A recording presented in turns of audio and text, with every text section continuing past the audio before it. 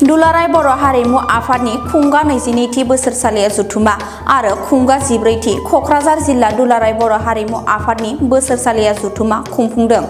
कक्राझारनि बागानसालियाव थानाय दुलाराय बर' हारिमु आफादनि मावख'आव साननैनि हाबाफारिजों खुंजानाय दुलाराय बर' हारिमु आफादनि बोसोरसालिया जथुमाया इं 1991 मायथाइ 20 जुलाइआव दुलाराय बर' हारिमु आफादा गायसनजादोंमोन।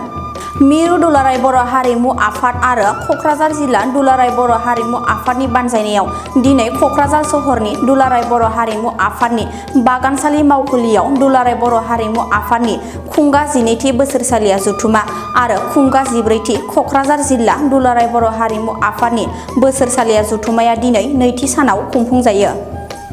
हाबाफारि बायदियै फुंबिलि समाव दुलाराय बर' हारिमु आफादनि फिरफिलाखौ बिरहोयो दुलाराय बर' हारिमु आफादनि आफादगिरि भिजुएल नेलसन दैमारि आरो माहारियारि मुंख्लं आरो हारिमुवारि रुंसारिफोरनो बिबार बावजेनो दुलाराय बर' हारिमु आफादनि लेङाइ आफादगिरि मुस्रि लासित स्वर्गियारिया।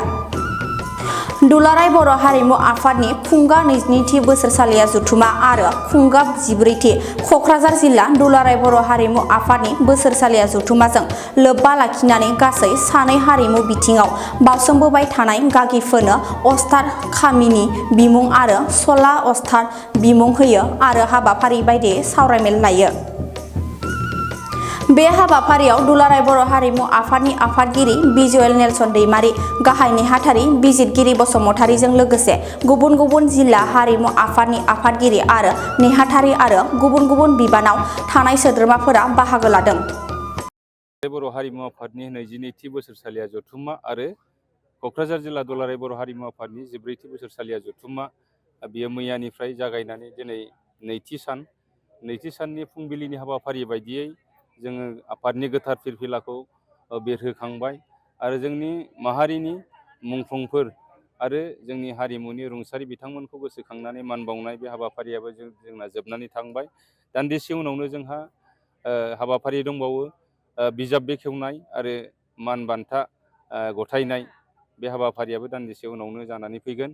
जोंहा दिनैनि बे बान्था गथायनाय हाबाफारियाव जोंनि सला अस्ताद बान्था आरो अस्ताद कामिनि कुमार नार्जारि बे बान्थाखौ जोङो सानै जे हारिमुनि गागि मावथि बिथांमोनखौ जों सायख'नानै लानाय जादों। जेरै सला अस्ताद बान्थायाव थिफु नार्जारि जे बाक्सा जिल्लानि बिथांनो गथायनाय जागोन आरो अस्ताद कामिनि कुमार नार्जारि बान्था बेखौ कार्बि आंलंनि मुस्रिमा फुलनि नार्जारि बिथांनो जोङो गथायनाय जागोन।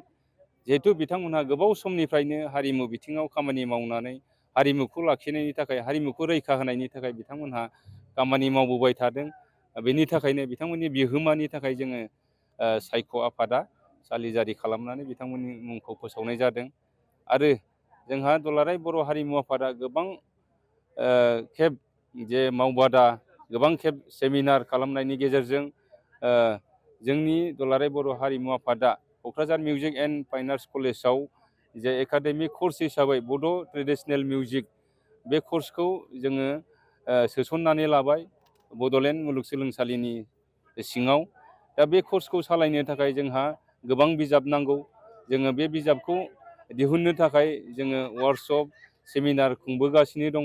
दा बे वार्कशप सेमिनार बा बायदि हाबाफारिनि गेजेरजों फिथाइ महरै जोङो दिनै माखासे बिजाबफोर जोङो बेखेवनाय जागोन एकाडेमिक कर्सनि आरो बे बिजाबखौ बेखेवनो थाखाय जोङो आलासि हिसाबै जोङो लिंहरदों बर' थुनलाइ आफादनि मानिजाथाव गाहाय नेहाथारि मुस्रि निलकान्त गयारि बिथांखौ आरो बेजों लोगोसे दुलाराय बर' हारिमु आफादनि जे बोसोनगिरि रजनि स्वर्गियारि बिथाङा दिल्लीयाव थानाय जे मिउजिक एन्ड आर्ट इउनिभार्सिटिनिफ्राय डक्टरेट डिग्री मोननो हानायनि थाखाय जोङो बिथांखौ मान बावनायजों लोगोसे बरायगोन आरो बर' थुनलाइ आफादनि गोदानै सायख'जानाय जे आफादगिरि मुस्रि गपिनाथ बरगयारि बिथांखौबो जों दुलाराय बर' हारिमु आफादा बरायनो थाखाय आखायाव लादों। दान्दिसे समनि गेजेराव जों बिथांमोननि हाबाफारिखौ मावफुंगोन आरो बे हाबाफारिया जोबनायनि उनाव दुलाराय बर' हारिमु आफादनि जे नैथि जे थान्दै मेल दिनैनि हाबाफारिनि गेजेरजों जोङो जथुमफिननाय जागोन। बेवहाय जोङो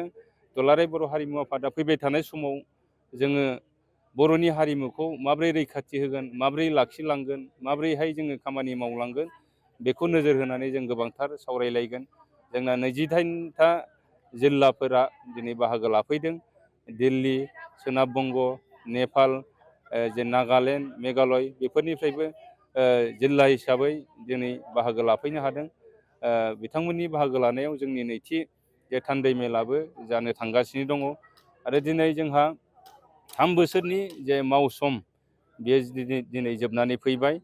बे गोजाम आफादखौ जोङो दिनै सिफायनानै जों गोदान आफाद जे राफोद आफाद जोङो दाफुंनानै लानो हागोनखौ जोङो मिजिंथिनाय जादों। बुंनो हानाया गोब्राब, जिहेथु जोंनाव मोनसे संबिधान दङ जे जोंनि बिबान सोलायनाय एबा गोदानै बिबान होनाय एबा जोंनि मावफुं आफाद दानायनि जे बियो जोंनि संबिधान मथे थांगोन। बेखौ जोङो सावरायलायनायनि गेजेरजों आरो गुबुन गुबुन जिल्लानि जे दैदेनगिरिफोरनि एबा थान्दैफोरनि जे सायख'नायनि गेजेरजों बे जानानै फैगोन। बेखौ दा जोङो बुंनो हाथ'नाय नङा जे थान्दै बिथांमोनहा मा सावरायलायनानै मा थांखि लायो बेनो जाफुंगोन।